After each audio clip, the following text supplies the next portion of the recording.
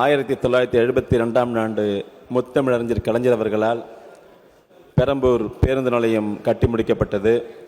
அந்த பெரம்பூர் பேருந்து நிலையத்திலிருந்து இரட்டை ஏரி வழியாக பெரியபாளையம் கோயில் வரையிலும், அதே போலவே பெரம்பூரிலிருந்து சோழிங்கநல்லூர் வரையிலும், பெரம்பூரிலிருந்து திருவெற்றியூர் எண்ணூர் வழியாக பொன்னேரி வரையிலும், பெரம்பூரிலிருந்து சாந்தம் கடற்கரை, மெரினா கடற்கரை, எலியட்ஸ் கடற்கரை வழியாக ஈச்சங்காடு கோவளம் வரையிலும், அதே போலவே பெரம்பூரிலிருந்து அம்பத்தூர் ஒரு 20 ரூட்டை சொன்னா எப்படி அமைச்சர் மைண்ட்ல வச்சு பண்ணுவாங்க? அல்ல நான் அதுக்கு பதில் சொல்லுங்க அப்படி பதில் வாங்க.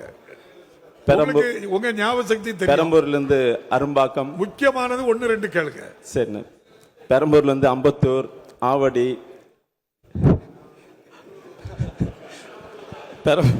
பெரம்பூர்லேருந்து அம்பத்தூர், ஆவடி, ஈச்சங்காடு, பூவிருந்தவெளி வழியாக ஸ்ரீபெரும்புதூர் வரையிலும், அதே போலவே பெரம்பூரிலிருந்து திருமங்கலம் புறநகர் சாலை வழியாக பெருங்குளத்தூர், கூடுவாஞ்சேரி, மறைமல் நகர், மகேந்திரா சிட்டி வழியாக செங்கல்பட்டு வரையிலும் புதிய வழித்தடம் அமைத்து தருமாறும், அதே போலவே பெரம்பூரிலிருந்து எழும்பூர் அண்ணா சாலை வழியாக அண்ணா சதுக்கம் செல்லுகின்ற 29A என்ற பேருந்துக்கு பதிலாக புதிய பேருந்து ஒன்றினையும் பெரம்பலூரை ஒரு பாயிண்டா வச்சு தமிழ்நாடு முழுவதும் பஸ் கேட்காங்க.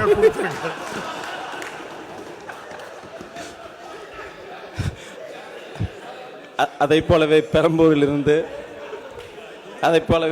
பெரம்பூரிலிருந்து கீழ்ப்பாக்கம் கார்டன், பச்சையப்பன் கல்லூரி, அரும்பாக்கம், மதுரவாயில் வழியாக திருவேற்காடு வரை செல்லுகின்ற 29A என்ற பேருந்துக்கு பதிலாக புதிய பேருந்து ஒன்றினையும் அமைத்து தருவாரா என்பதை மாண்புமிகு அமைச்சரிடம் தங்கள் வாயிலாக அறிய விரும்புகிறேன். அங்கிருந்து ராதாபுரத்துக்கு ஒன்று கேட்டிருக்கலாமே எங்க ஊருக்கு.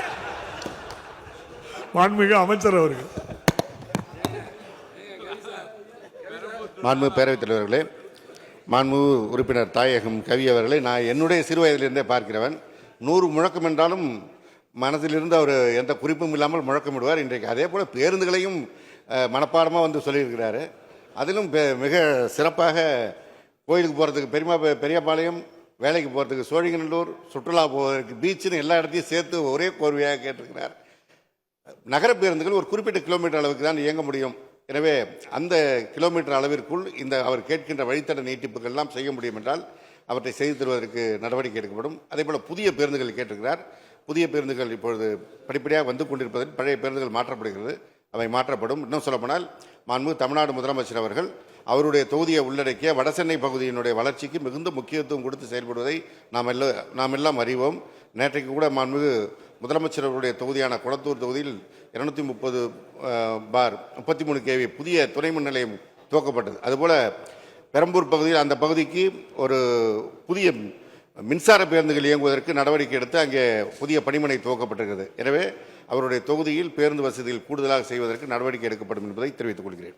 பிளே ஸ்டோர் மற்றும் ஆப் ஸ்டோரில் இருந்து பாலிமர் செயலியை QR கோடு மூலம் பதிவிறக்கம் செய்யுங்கள். செய்திகளை உடனுக்குடன் பெறுங்கள்.